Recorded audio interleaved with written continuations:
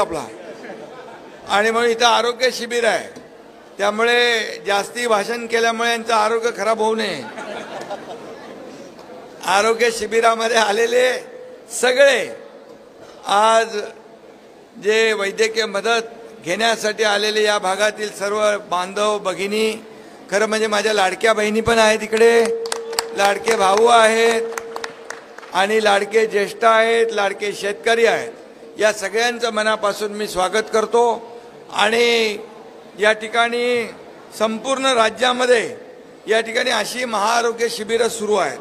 आणि म्हणून आज आपण पाहतोय की आरोग्य वैद्यकीय कक्ष आणि या महाराष्ट्रामध्ये जे गेल्या 2.5 वर्षामध्ये आरोग्य क्षेत्रामध्ये केलेलं काम आपल्याला सगळ्यांना माहीत आहे.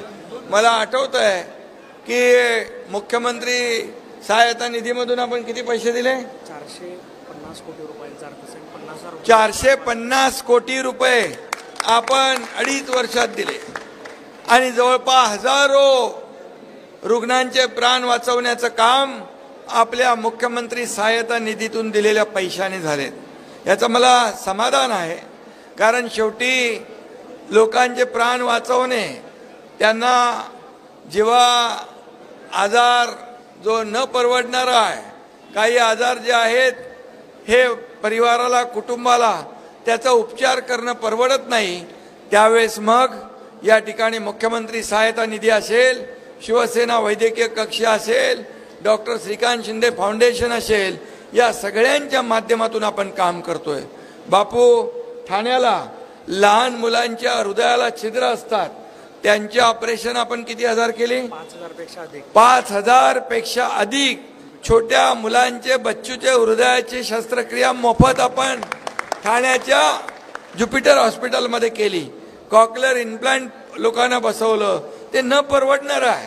बायपास सर्जरी, एंजिओग्राफी, एंजिओप्लास्टी अशा अनेक सर्जरी आपण डोळ्याचे ऑपरेशन मोफत करण्याचं काम केलं.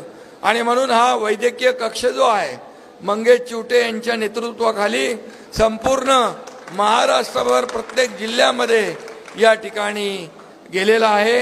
आणि म्हणून किती शेकडो ॲम्ब्युलन्स आपण या ठिकाणी जिल्ह्यात दिल्यात. आणखी बऱ्याच लोकांच्या मागण्या येत आहेत.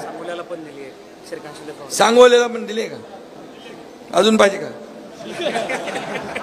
कारण मोठा आहे ना आपलं सांगोला, त्यामुळे तुमच्या जिल्ह्यात 5 म्हणजे मंगेश चिवटेचा भाव आहे म्हणून हे पार्सलिटी आहे इकडे. आणि म्हणून मी आपल्याला सांगतो, जिथं रुग्णवाहिकेची आवश्यकता भासेल दुर्गम भागामध्ये, तिथे रुग्णवाहिका शिवसेनेच्या वतीने दिली जाईल आणि लोकांचा जीव वाचवला जाईल.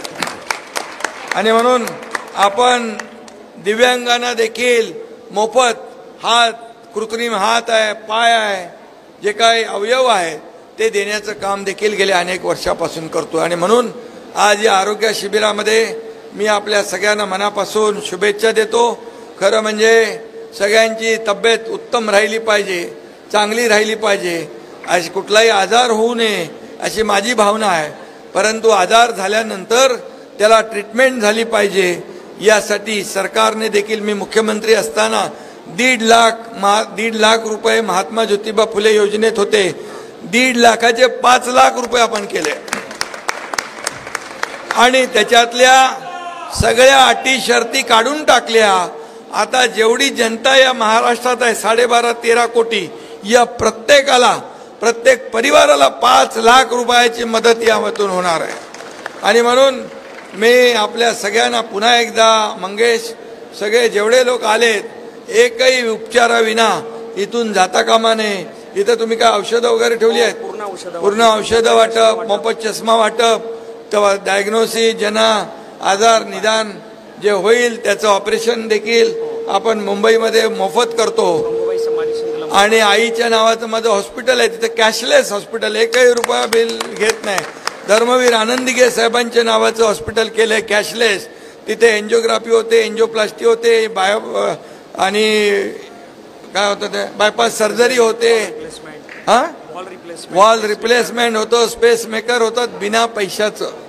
आणि त्यामुळे हे आरोग्याचा जो काही यज्ञकुंड आपण सुरू केलेला आहे तो अतिशय मोठ्या प्रमाणामध्ये या ठिकाणी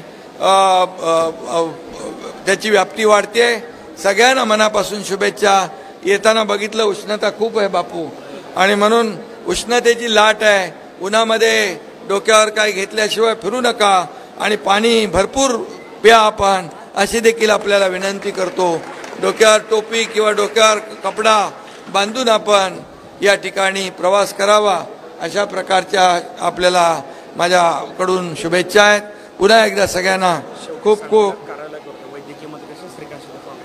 लवकरच सांगोला येथे देखील बापू वैद्यकीय कक्ष आणि डॉक्टर श्रीकांत शिंदे फाउंडेशनची स्थापना मंगेश चिवटे म्हणाले करतो, आणि त्यामुळे तो देखील आपल्याला, बापूचं तर काय सगळं ओके असतं, बापू आहे तो ओके आहे.